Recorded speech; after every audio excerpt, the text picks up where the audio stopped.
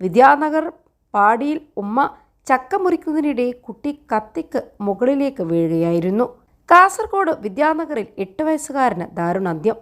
പാടി വെള്ളൂരടുക്ക സ്വദേശി സുലേഖയുടെ മകൻ ഹുസൈൻ ഷഹബാസാണ് മരിച്ചത്. കളിക്കുന്നതിനിടെ കാൽ തന്നെയാണ് കുട്ടി കത്തിക്ക് മുകളിലേക്ക് വീണത്. കൊടുവാൾ ഘടിപ്പിച്ചു വെച്ച പലകയിൽ വെച്ചാണ് ചക്ക മുറിച്ചിരുന്നത്. ഇതിലേക്കാണ് കുട്ടി വീണതും. ഇരട്ടക്കുട്ടികളാണ് ഇവർ. ഇരട്ടക്കുട്ടികളിൽ ഒരാളായ ഹുസൈൻ ഷഹബാസാണ് മരണപ്പെട്ടത്.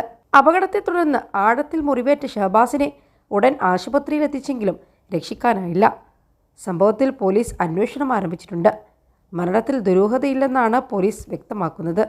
ഉമ്മ ചക്ക മുറിക്കുന്നതിനിടയിലൂടെ ഓടിക്കളിച്ച് നടക്കവെയാണ് കുട്ടിക്ക് ദാരുണാന്ത്യം സംഭവിച്ചത്. ഇന്നലെ രാത്രി 7:30 മണിയോടെയാണ് അപകടമുണ്ടായത്.